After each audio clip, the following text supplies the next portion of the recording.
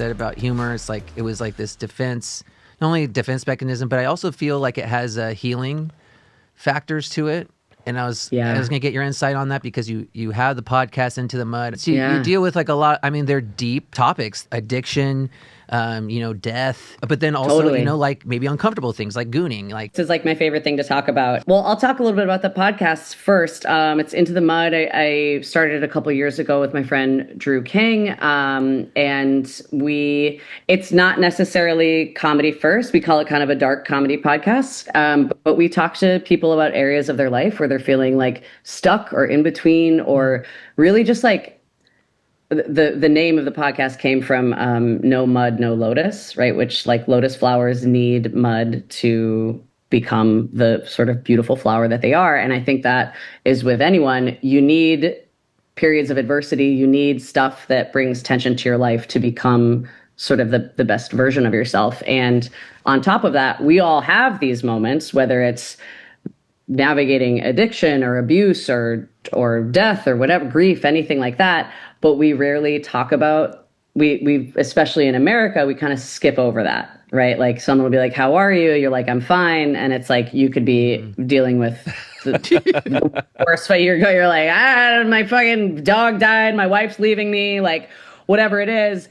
And we don't spend a lot of time really sitting with that stuff. And when you don't sit with it and you don't let yourself feel the feelings around it, it manifests in lots of different ways down the line, right? And so I'm actually performing. I wrote a solo show that I'm performing this Saturday in New York called A Really Bad Time. That is how it kind of goes over how I navigated having cancer 3 times.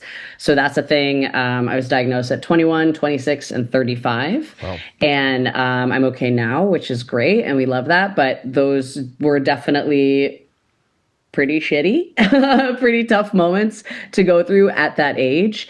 And for me, humor has always been the thing that connects me, right? Like humor at its most fundamental point is something I am saying is resonating with something in you. So there is inherent connection in laughter, right? Because it means that I've hit something, whether it's a similar emotion or I've said something, I've voiced something that you have thought before, or I've voiced an emotion that you have felt before, right? That's what laughter is. That's what connection is.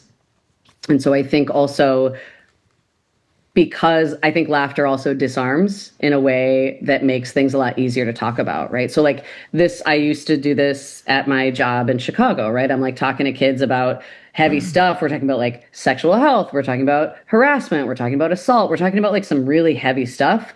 But if you can kind of wrap that in a light way, it makes it way easier to engage with in conversation. And so on the podcast or in the solo show, like it's not going to be a stand-up set, right? It's not going to be an hour of jokes. But what we are going to do is talk about something heavy, lighten it up for a second. Talk about something heavy, laugh about XYZ. We've talked to folks who have lost their parents. And, I think on a broad scale, when we think about like death, right? Like death itself isn't funny, but like picking out a casket for your parent and seeing what the price tag is and being like, what the fuck? Like there's humor in the minutia of these like moments of grief, right? Like the night that I was diagnosed with cancer for the first time, it was thyroid cancer, it was in my throat, and how they operate on that is they make an incision in your neck. And so I was like sitting there totally stunned. I'm 21 years old. I'm like, I can't believe this is where I'm at right now. And my mom was like, well, you can dress up as a Pez dispenser for Halloween this year. And that, like, having that. So you got your sense of humor from somebody. Yeah. You got it from somewhere, right? But it's like, it's this moment of like diffusion. It's this moment of like shoulders down, of laughter, of like, there is like, that's why I think like we can talk about anything in comedy. I think there's nothing like off limits in terms of like, nothing like too dark or anything like that, because the human experience, it can go to some pretty deep, dark places. And the way the reason that I think a lot of us feel very alone all the time is because we think we're the only person feeling that way or the only person navigating that particular thing. But we have all experienced loss, grief, depression, sadness. Like that's built in. We have to feel that stuff so that we can feel the other stuff at the same degree. And so the podcast really focuses on that as a concept. And then the solo show as well is very like, we're going to talk about some heavy stuff, but we are going to laugh about it throughout. Yeah. And isn't it amazing that we all, I mean, as you get older, you start to realize, everybody's been through some shit, right? And a lot of times there are parallels or very similar things. I mean, even going back to, teenage years, I remember thinking like, I'm the first guy ever in history to go through puberty. Like, this is weird. Yeah. And then finally you're like, oh no, my friends are talking about it. Oh yeah, no, my dad talked to me about it. And you're like, oh, okay, well, this is every man and woman in history has just about gone through this experience. So you're like, not alone. All right. But yeah, I think a lot of people don't realize going through life. I think by the time I hit like mid-30s, I realized, you could talk to anybody about anything and there's going to be some sort of like understanding and maybe some like guidance or maybe even like you said, like a joke about it. That's kind of like just going to alleviate it. Yeah.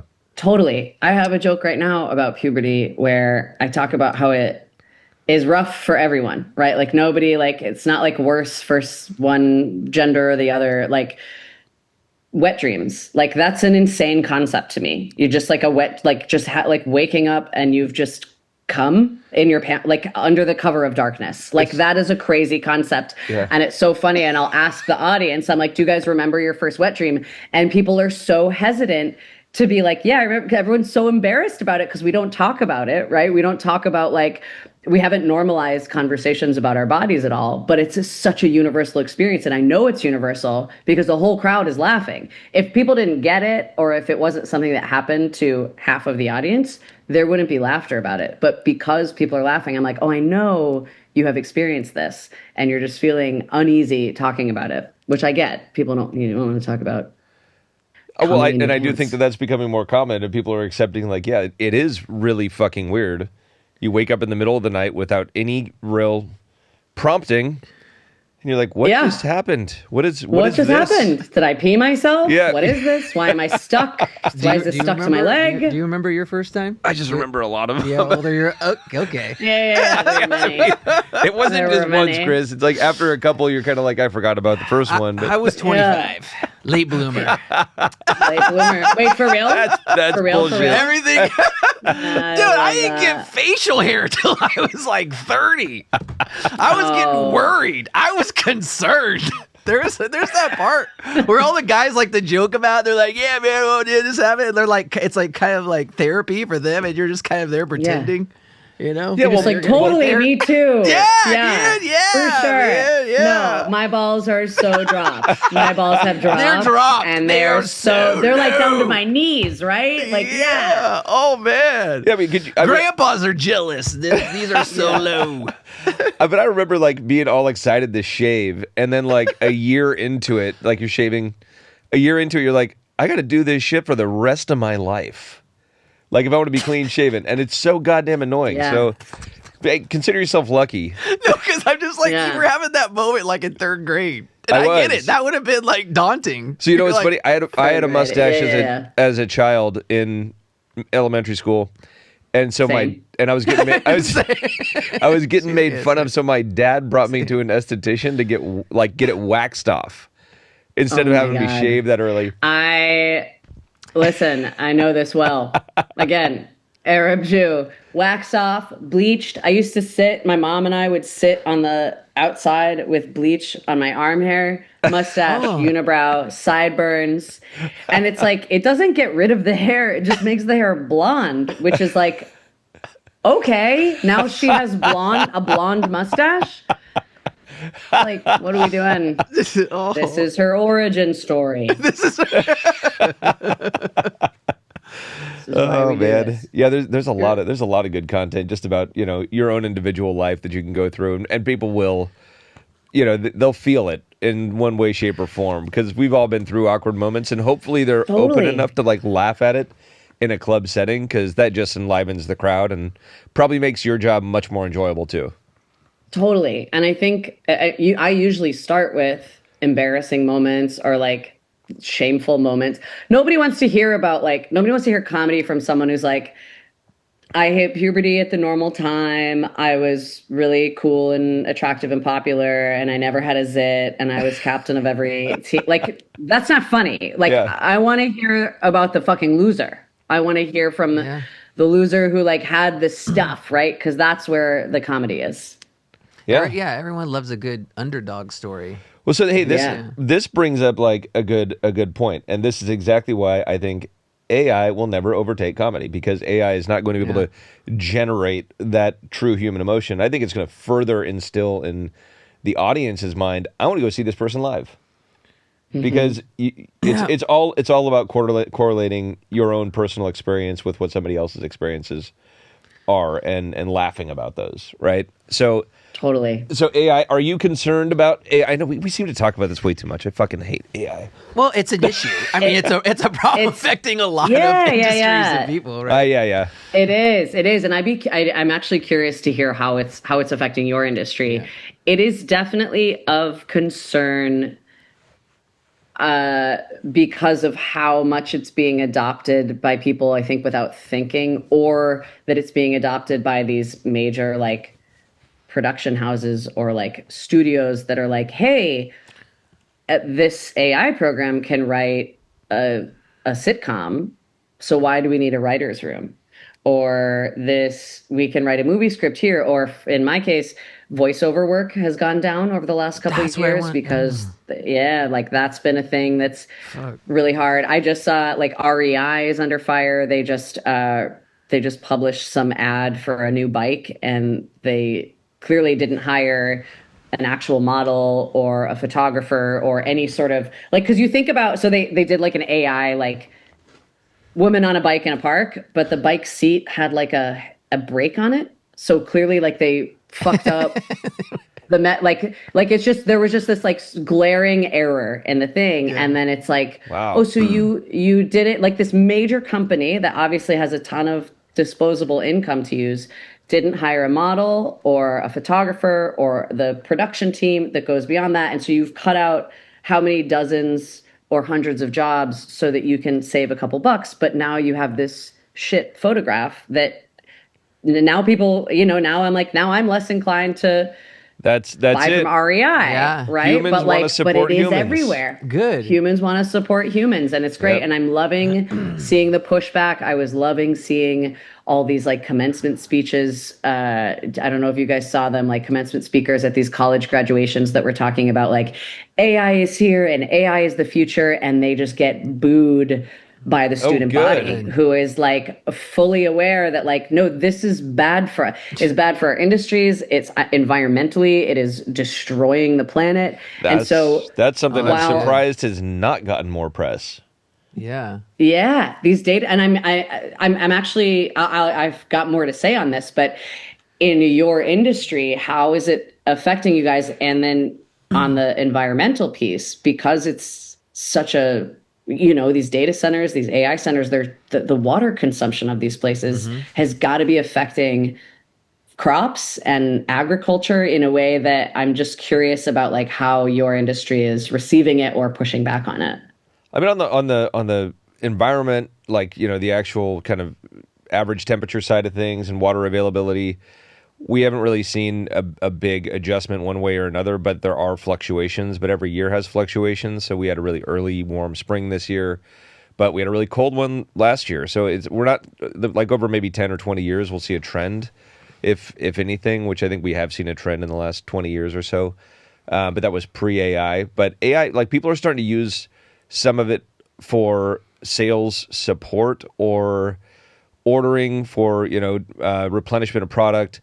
And I don't like that because it's using an algorithm and it's looking in the past. And if you have something that's trending or has growth, or maybe has a program attached to it that it's going to be, promoted in some way, shape, or form, AI is not going to read that. And for our industry, because we go through all these tiers, right? So we're the first tier, you have the second tier being distributor, and then third tier being the retailer or restaurant. So to get it to Florida, it might take 3 weeks. to get it into that warehouse at the distributorship and then onto a truck and then out to accounts. It's, it's not like an overnight we're shipping a trinket. Like there's way too many things involved for AI to really support us. And so we have seen negative effects from that in the sense of like running low on inventories at the point of sale, which is not us. So having our actual human beings on our team monitoring all that shit, there's that. So there was an adjustment, but I think that's going to continue to be an issue. The other thing, which actually this just came up this morning as hearing about a benefit, I will say, which it was an autonomous vehicle, and they're demoing them right now in one of these vineyards in Sonoma. So it runs, I think it's 10 hours a night, and it is all AI driven. And so it's got 2 drones and then a surface vehicle. And so it's running through all the vineyard and it's analyzing, is there any pressure for disease? And so where typically you might be, I'd say 7 to 8 sprays in, which could be just as simple as sulfur or stylet oil or something of that sort. But that's where if you rely upon a chemical company or a pest control advisor to tell you when to do it, they're all selling product. So if you can have a program that's actually analyzing and saying, no, you don't need to use any product. You don't need to do any passes right now. Your vineyard looks great. Instead of being at 7 or 8 passes with a tractor, spraying, chemicals, generally benign, but still spraying chemicals, it's at 3 right now through the season. So it's done a better job than humans have done in analyzing what is needed in the field. But I will counter that by saying that humans are not going through every row and they're not trying as hard as they should. And so they're gonna miss something. And, an autonomous vehicle checking every single vine, leaf, grape is not going to miss anything. Yeah, there's undoubtedly benefits to some of the things we're seeing. Like when I think about science or medicine or like finding a cure for cancer, like, put the machines on it. Let's go. Like, let's do it. But I think there hasn't been enough thought about creative industries or what all this productivity is going to do. People are like, it's making things so much more productive. So it's like, okay, cool. So what does that mean? Does that mean now we all get to transition to a 4-day work week? No. Does that mean people get paid higher wages? No. Like there's all these benefits that we're not actually seeing the benefit of. I mean, some people are. They're just right at the top. It's just the top. None of us are. And then when I look at, when none of us are going to see that. No, and then you look at like schools. Schools are having a major issue with AI right now with students plugging essay topics into Claude or ChatGPT and spitting out, not learning how to write. Kids aren't learning how to write. Like you need to know how to write. Even automated email responses. People are like, no, it's so much easier this way. It's like, yeah, but you got to use your brain. Like everything does not need to be optimized. Everything does not need to be easier. And I think that it feels a bit to me like this Jurassic Park thing of like, just because we can doesn't mean we should. Like just because we have the technology doesn't mean that it needs to be instituted everywhere, right? Like we need to be more thoughtful about the implementation, and we haven't. And now it's kind of everywhere, and it feels like trying to put the toothpaste back in the tube. And what do we do? I mean, they first got rid of cursive, and now they're just going to get rid of the whole fucking alphabet. I mean, that's how it started. Cursive. That's how we're... I love cursive. I know. Yeah. Cursive. It's so fun. It's so breezy. I love seeing it like by an expert. I was never really good at it, so I guess I wasn't really sad about that going. But but then I'm gonna miss seeing it. It's very, very artistic. But I think it also comes to I love your point that you made, and just to kind of piggyback, I think it's like with great power comes great responsibility, and I think that's what's happening, right? Is that we have this great power, this tool, and then you're gonna just kind of find people just leaning on that. Like it's like, hey, I'm just going to have you tell me what my medical conditions are and everything like that. I don't need to go to a doctor anymore. Instead of like using it for research to find out the good questions to ask or to seek out the right person that you need and be able to to speak more clearly to them and really and get and work collaboratively with another human. Yeah. Totally. Something like that. And it feels. Did you ever see it's a Pixar movie called WALL-E? Oh yeah. Yeah. Did you ever see that? I am constantly thinking about these like hugely overweight people riding along in their little automated carts with several screens around them, and I'm like, that is our future if we don't like that. To me is what's 50 years down the line if we don't rein in the automation of everything and the screens and have a computer do it for me. We'll be the traditionalists living on communes where you actually farm your land and like sustain a community. I mean, it's find me. It's what find me a commune. I'm in. Have you seen? Speaking of movies, Idiocracy? Yeah. Okay. Yes. Yeah. I mean, it's like crazy how on point that is. Yeah, that one's it's obviously different than WALL-E, but yeah, you look at that. Luke Wilson? Yes, that was Luke Wilson. It was Mike Judge, Man, it was I gotta watch it again, but yeah, you man, it's oddly like it's on point. Satirical weirdly. about it's what is happening right now. Yeah. Yeah. Just a little more outlandish. Yeah. A little embellished, but also not that embellished. I think though I am generally hopeful about the fact that people, particularly everyone in the creative industry, hates AI. Like I can tell you that for certain. There's comedians, writers, actors, authors. People are really pushing back against it because I mean, I had a friend who posted something on Instagram the other day where someone had reached out to him to ask him to help with this new AI program where they want to train AI on how to write jokes, where they were like, could you just sit and just sort of like type in like joke principles or like how you do things, and then the AI is just going to do the jokes for you. And my friend was like, never, absolutely not, never contact me again. Because why do we need AI to tell us joke? Like, who is this for? What do we need this for? It's not. It's emotionally. It's not going to work for the audience. No.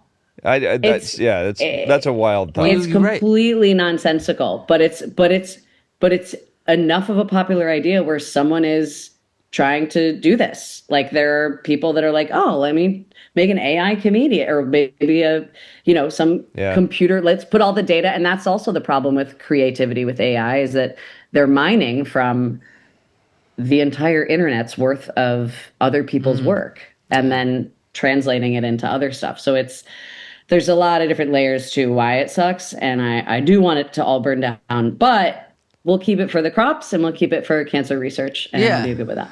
I'd rather just not have ever seen like it a good law, personally, actually. But it's there is more bad that has been coming down on our industry as well from it than there is good. But I tried to highlight one at least good thing that I had heard, and that's the only good thing I've heard. Well, you can't. I don't think you can. You can replace art. Art needs soul, and that's where like the humans come into play. A computer's never going to create culture. Why don't you just say that? No. I think that's it. No. And that's arts, food, original thought. I think Ben Affleck said something. He was like, ChatGPT can write a rhyming couplet, but he can never write Shakespeare. No.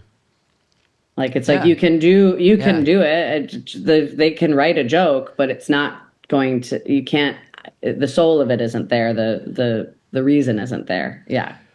And the reason is the person receiving that joke in their ears or that script in their eyes, right? Connection. Yeah. The reason is connection. Yeah. I mean, like there's a reason that art will never die. It's the thing. It is our like most human thing to come back to is celebrating the ups and downs of our emotional bandwidth with each other and in different ways. And yeah. So I'm going to go out on a limb and I'm going to guess that you're not going to be asking AI to help you write some jokes. No. Well, good. I'm not asking it to help make wine or grow grapes. So that's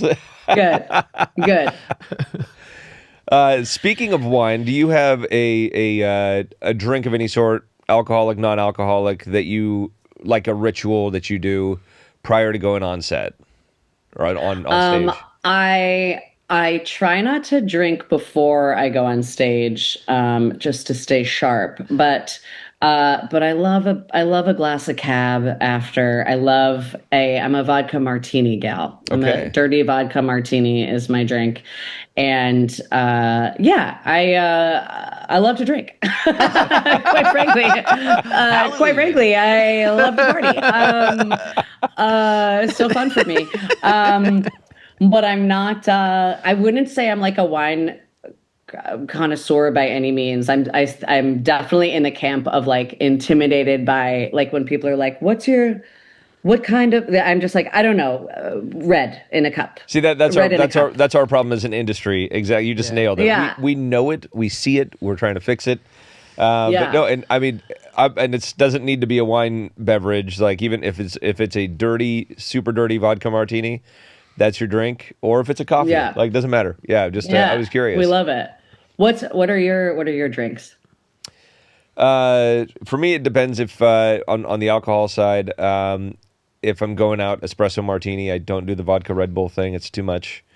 I feel like I'm like on cocaine if I take it, or if I do the vodka Red Bull. Yes, there's that. Lighter whites on the wine side. For beer, like porter is really heavy beers. God, I guess I'm more of a gin martini guy though. If I'm going martini, and that is the drink that my wife is like, what kind of Joe are we gonna get tonight? Yeah. I get that. That's whiskey for me. I have retired whiskey for that reason. Yeah. Yeah. But I want to hear more about this kind of Joe. Yeah. I was like, you've probably seen it. You want to ask? Yeah. You've been probably to Las seen Vegas it. with me. It's a silly Joe. He goes back to 5 years old. Yeah. He's silly, and then he flips a car. He's so silly. He ends up in jail. He's wild. Someone got hurt. Was fun. May not make it. Fun. Me. Yeah. We're sending flowers. Oh, fortunately, none of that's happened. No, I know. Yeah, not yet. Not yet. I'm glad you got goals. Yeah, we still got time. Hey, this other Joe's got goals too, you know. But on the beverage side, I will say a red eye is my like drink of choice for. Okay. I just love the you got to have that dark, thick espresso with some coffee, so the added caffeine's a benefit. Man, it really, you are a caffeine. Wow, I that's do great. like it. I love it. Yeah, can't have 1,000 milligrams a day like this guy, but yeah, like a couple hundred. Oh man, are you up there? I mean, not really. I've only had probably 350 as of right now. But okay. But is that a lot? It's still early out there. It's still early out there. I still got a day. It's not even noon yet. I mean, to each his own. If it works for you, it works for you. Do you drink? What's your drink? I'm actually really into adaptogens, kind of nerdy. So I okay. Okay. Yeah, so like Hayo, I like ashwagandha. Just been getting into kind of figuring out because I feel like with all these different kind of just getting more knowledge on this whole biohacking deal and being able to be like, hey, I could get some energy and help my crazy gut because it exploded in 2016. You know what I mean? These are things that now I'm older. I'm like, hey, but is it gonna help my cholesterol? You know what I mean? What kind of benefits? Because I can't take it like I used to. You know? Yeah. Kava. What is the other one that they're saying is it's almost like methamphetamines? What is that called? Wait, Adderall? No, it's there's that. She's like, well, that's. What is the adaptogen that's getting banned right now? Kratom? Kratom, thank you. Kratom. Oh, yes. Yeah. Well, here's the thing so Kava and Kratom, they work very well together. They're awesome. It's just what's happening is that when there's no regulation, you have a lot of these different people getting into the market, just overdosing people. And the thing is that you can really too much of anything. Yeah. Of anything. You know what I mean? So it's just people are like, Kratom is the AI of the beverage world. Yeah. Yes. You got to have responsibility with that power. Yeah. So that's probably what's going to happen because what you're seeing is You'll find them now, like, it's not just gas stations. There's more than just horny goat weed now in gas stations. You could get, like, these, the little bottles, and it's some kind of kava. Like that you almost died, didn't you? Yeah, just recently. Yeah. Well, it was. Okay, casual. Flip that. Yeah, I like to just throw that in like a little sprinkle. You almost died. It was cat claw and kava, but a quick aside. But the milligrams, I mean, they're like, they have these little bottles that basically just look like a 5-hour energy bottle, and I think it's just like you see this as a person, you're like, oh, okay, I'm gonna take this. The writing's so small, but if you really take time to read it, it's like the serving size is a fourth of this little bottle. Yeah. For 24 hours that you're supposed to take. Man. Because it's got like 350 milligrams of kava. And then and it's not even regulated. So you're like, maybe, could be a little bit more. Who knows, right? Who's measuring these? Wow. But then people are like seeing these bottles, right? And they just kind of look like shooters. I mean, I would do it too. Of course. If it's this big and it's next to the 5-hour energy. Yeah. So I've done the whole thing. That's what you're going to do. It is like a 24 plus hour come down of like just feeling like garbage, anxious, like whatever. And I'm not a naturally anxious person. So it's like, man, I got scared of that shit real quick. But that's just, I mean, because but I abused it on accident. I abused it. Yeah, you abused, by accident. Hard not to. That's Sweet K. All right. Wait. Actually, I want to ask though too. I mean, what about you with drugs? Do you have? If I say throw that out there, but like I know, you love them. I just want to hear a little bit about like maybe some. Is it shrooms? You like shrooms? Yeah. I'm like psychedelics. Acid and mushrooms are my go-to. But I really love. I started microdosing several years ago, and that's been nice, and it's been cool to see people across the board seeing the mental benefits of psychedelics. Of course, to be done, case by case, and I don't recommend it for everyone. Obviously, if you have like mental illness or a history with that, it's not as recommended. But I think that psilocybin and the benefits of it, that the government kind of shut down studies years ago. I'm glad to see it kind of resurging. I also am weary of it becoming like this like, cool, I microdose mushrooms and I'm like dead. It's like there should also be a little bit of reverence to it, in my opinion. And I like to do larger doses periodically, a couple times a year to just kind of, it's a way for me to check in with myself and navigate some issues that might not be easier, that might not be as easy for me to navigate in like talk therapy. So it's something I utilize in addition to therapy and other therapeutic modalities to help me process and level up.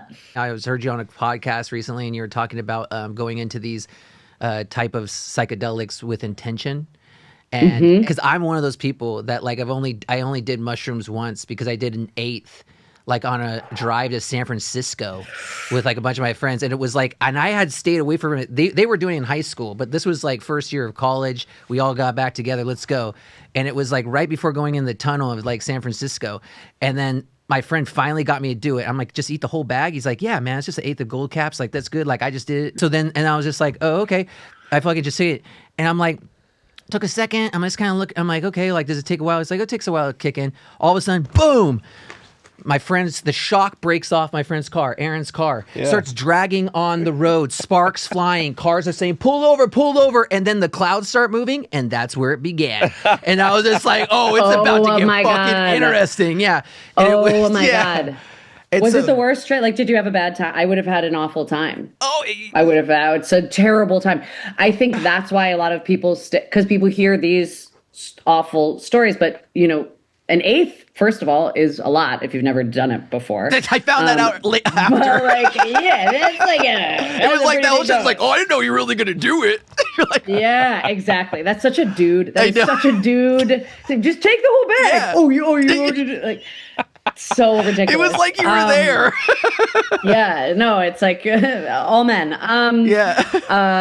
But it's for me, it's like it's something you need to be really careful with. That's why it's like I love that it is being more, that I'm seeing it legalized in more areas now, but I just am afraid of it being sort of like commodified in a way that doesn't have people need to understand the power of it, because a bad trip can be very difficult, can be dangerous. And I think going into any larger dosage, you need to I'll do prep the whole week before. I won't drink for a couple weeks before. I'll think about the stuff I want to get into.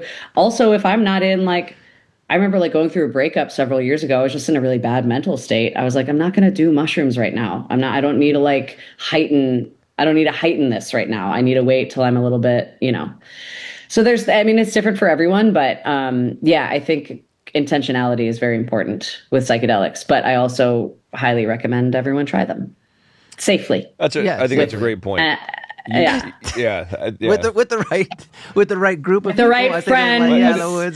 With the right friends. I didn't mean the safety part. Yes, that's an important point, but with doing it with intention and knowing what the intention is, I think that's what. Yeah, not having intention is just not a good idea. That's where I think a lot of the kids nowadays they're like, no, I'm microdosing because I'm trying to reconnect my blah blah blah, and they're just they're getting super high and. Like, no, it doesn't just fix your brain to whatever you think it'll be. It's like you have to do the work. There is work to be done outside of it. Yeah. It's how you wield that power is perfect. I don't know. Well, I wanted maybe to I'll try it again with you. Actually, with me or with Alex? Okay, sure, all of us. We'll just go out in the woods. I've got a great idea. Why don't we go to New York? We'll do a little dose with Alex, and then we'll go to someplace casual, like the Box. Oh, do you know about the Box? So casual. Okay, I do. Okay, have you been there? Super casual. I haven't been there, but I know of it. Okay, and that's that's more of an acid adventure. See, that's what we need. We need the right. I went there unbeknownst what I was getting into, and it was absolutely insane. It was wild. Mayhem. Yeah, mayhem. That's New York, baby. Fun experience. You're like, I may never see something like this again. I don't even know if it was legal. Yeah, probably not. Probably not. But don't be the snitch. Yeah, no, I'm definitely not gonna be the snitch. It was just it was very nice craft cocktails. The servers, everybody was very helpful. The ambiance. It smelled like mahogany. Great. Yeah. That's what smelled like. I'm sure a lot of stuff in there. Yeah. All right. Shall we jump into the rapid fire round? We call it rapid fire. Yeah. They don't need to be rapid though. But your favorite comedy city or the best comedy city? I think your favorite is what I'd like to know. I think it's Chicago. All right. By the way, Chicago is my favorite, metropolitan city, larger city in the United States.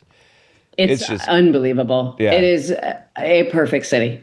It is a perfect city. I just love the even just entering Chicago. You land and you're driving in. You're kind of elevated, and you just see this beautiful cityscape of amazing architecture. The food there is great, and the people. Food is outrageous. Yeah. No, I love it. I love it there. Yeah.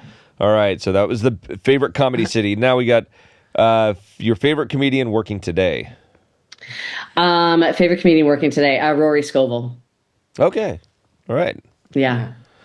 I bet you have a good answer for this. Most overrated comedy advice.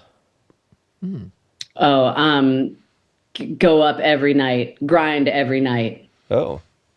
No, you gotta live a life that's worth talking about. So, at the beginning, work hard, go up as much as you can. But to me, going up and doing comedy every night prohibits you from experiencing things that you can talk about, because the audience is not going to an open mic every night. They're going to concerts, they're going out to dinner, they're spending time with friends. And those are where you find moments to talk about in your set.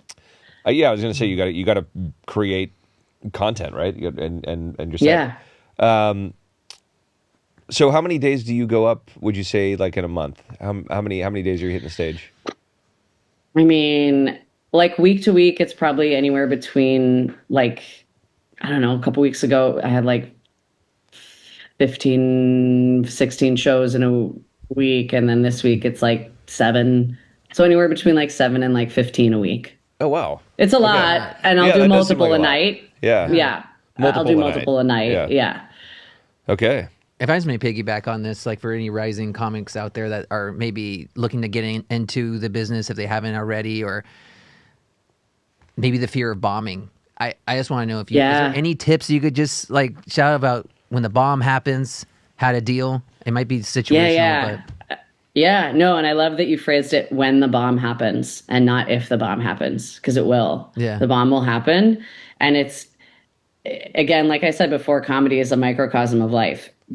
Everything will not be perfect all the time, and it's not the bomb that's important. It's what you learned from it and how quickly you get back up the next time. So it will happen. It's going to feel uncomfortable. That discomfort is important for you to feel as a comedian.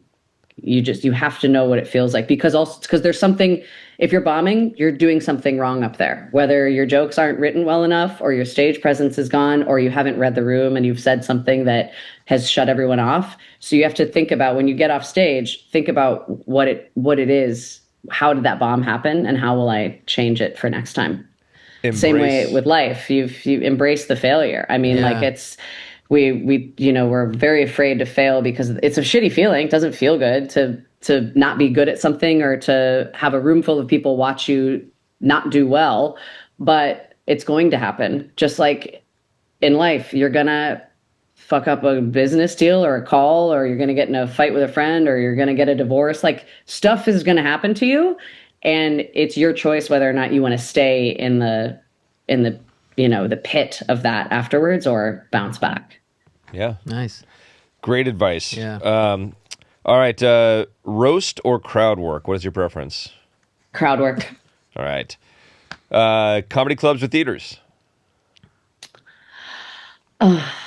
Comedy clubs.